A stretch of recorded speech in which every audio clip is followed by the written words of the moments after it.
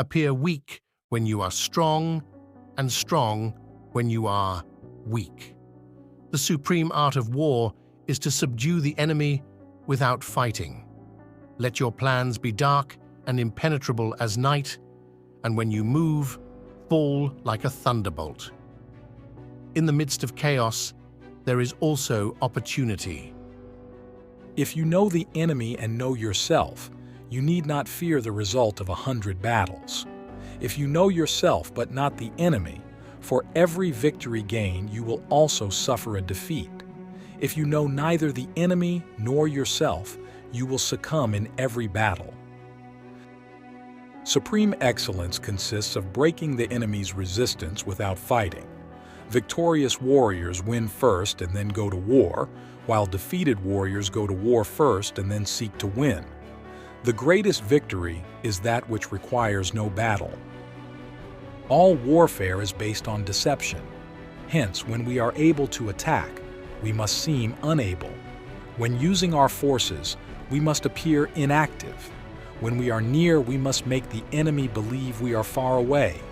When far away, we must make him believe we are near. If your enemy is secure at all points, be prepared for him. If he is in superior strength, evade him. If your opponent is temperamental, seek to irritate him. Pretend to be weak, that he may grow arrogant. If he is taking his ease, give him no rest. If his forces are united, separate them. If sovereign and subject are in accord, put division between them. Attack him where he is unprepared, appear where you are not expected. To know your enemy, you must become your enemy. There is no instance of a nation benefiting from prolonged warfare. Engage people with what they expect. It is what they are able to discern and confirms their projections. It settles them into predictable patterns of response, occupying their minds while you wait for the extraordinary moment, that which they cannot anticipate. Thus we may know that there are 5 essentials for victory. 1, he will win who knows when to fight and when not to fight. 2, he will win who knows how to handle both superior and inferior forces. 3, he will win whose army is animated by the same spirit throughout all its ranks. He will win who, prepared himself, waits to take the enemy unprepared. 5, he will win who has military capacity and is not interfered with by the sovereign. Treat your men as you would your own beloved sons, and they will follow you into the deepest valley. Even the finest sword plunged into salt water will eventually rust. Move swift as the wind and closely formed as the wood. Attack like the fire and be still as the mountain. When you surround an army, leave an outlet free. Do not press a desperate foe too hard. Opportunities multiply as they are seized. There are not more than 5 musical notes, yet the combinations of these 5 give rise to more melodies than can ever be heard. There are not more than 5 primary colors, yet in combination they produce more hues than can ever been seen. There are not more than 5 cardinal tastes, yet combinations of them yield more flavors than can ever be tasted. Who wishes to fight must first count the cost. When the enemy is relaxed, make them toil. When full, starve them.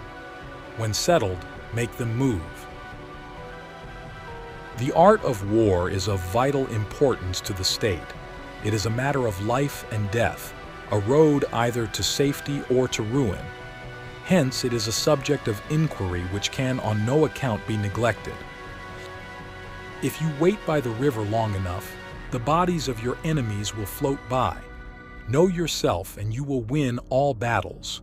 So, in war, the way is to avoid what is strong and strike at what is weak. To win 100 victories in 100 battles is not the acme of skill. To subdue the enemy without fighting is the acme of skill. Be extremely subtle even to the point of formlessness. Be extremely mysterious even to the point of soundlessness. Thereby, you can be the director of the opponent's fate. Build your opponent a golden bridge to retreat across. The wise warrior avoids the battle. The whole secret lies in confusing the enemy, so that he cannot fathom our real intent. What the ancients called a clever fighter is one who not only wins, but excels in winning with ease. When strong, avoid them. If of high morale, depress them. Seem humble to fill them with conceit. If at ease, exhaust them. If united, separate them. Attack their weaknesses. Emerge to their surprise. One may know how to conquer without being able to do it. Rouse him and learn the principle of his activity or inactivity. Force him to reveal himself so as to find out his vulnerable spots. One mark of a great soldier is that he fight on his own terms or fights not at all. If you know the enemy and know yourself, your victory will not stand in doubt. If you know heaven and know earth, you may make your victory complete. You have to believe in yourself. He who is prudent and lies in wait for an enemy who is not will be victorious. If the mind is willing, the flesh could go on and on without many things. If your opponent is of choleric temper, seek to irritate him. Pretend to be weak, that he may grow arrogant. Attack is the secret of defense. Defense is the planning of an attack. Thus, the expert in battle moves the enemy and is not moved by him. Anger may in time change to gladness. Vexation may be succeeded by content.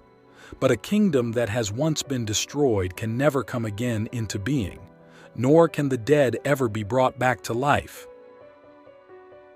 There are roads which must not be followed, armies which must not be attacked, towns which must not be besieged, positions which must not be contested, commands of the sovereign which must not be obeyed. When one treats people with benevolence, justice, and righteousness, and reposes confidence in them, the army will be united in mind and all will be happy to serve their leaders.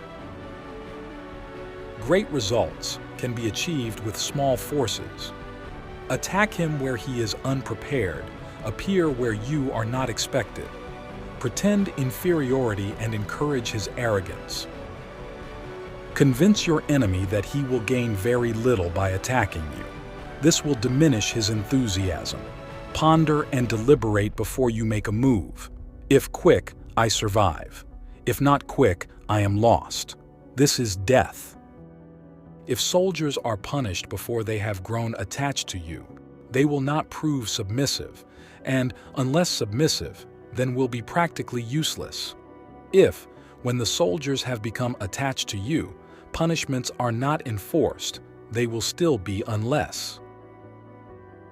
Ultimate excellence lies not in winning every battle, but in defeating the enemy without ever fighting.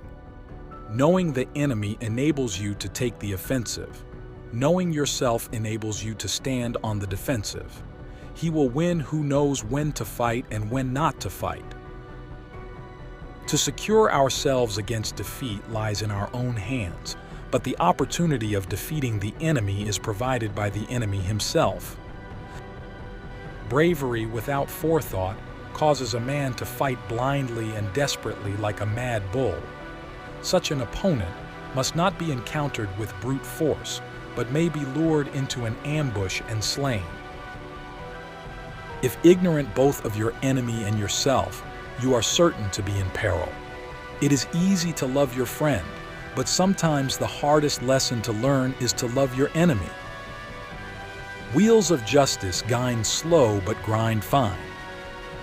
The general who advances without coveting fame and retreats without fearing disgrace, whose only thought is to protect his country and do good service for his sovereign, is the jewel of the kingdom. Move not unless you see an advantage. Use not your troops unless there is something to be gained. Fight not unless the position is critical. There are 5 dangerous faults which may affect a general. 1. Recklessness, which leads to destruction. 2. Cowardice, which leads to capture. 3. A hasty temper, which can be provoked by insults. 4. A delicacy of honor, which is sensitive to shame. 5. Over-solicitude for his men, which exposes. Begin by seizing something which your opponent holds dear. Then he will be amenable to your will. Disorder came from order. Fear came from courage. Weakness came from strength. Water shapes its course according to the nature of the ground over which it flows. The soldier works out his victory in relation to the foe whom he is facing. But a kingdom that has once been destroyed can never come again into being, nor can the dead ever be brought back to life. To fight and conquer in all your battles is not supreme excellence. Supreme excellence consists in breaking the enemy's resistance without fighting. The skillful tactician may be likened to the Shuai Zhan. Now, the Shuai Zhan is a snake that is found in the Chiang Mountains. Strike at its head, and you will be attacked by its tail. Strike at its tail, and you will be attacked by its head. Strike at its middle, and you will be attacked by head and tail both. To fight and conquer in all your battles is not supreme excellence. Supreme excellence consists in breaking the enemy's resistance without fighting. If words of command are not clear and distinct, if orders are not thoroughly understood, then the general is to blame. But if orders are clear and the soldiers nevertheless disobey, then it is the fault of their officers. It is only the enlightened ruler and the wise general who will use the highest intelligence of the army for the purposes of spying, and thereby they achieve great results. When your army has crossed the border, you should burn your boats and bridges, in order to make it clear to everybody that you have no hankering after home. Hence, to fight and conquer in all your battles is not supreme excellence. Supreme excellence consists in breaking the enemy's resistance without fighting. Energy may be likened to the bending of a crossbow, decision to the releasing of a trigger.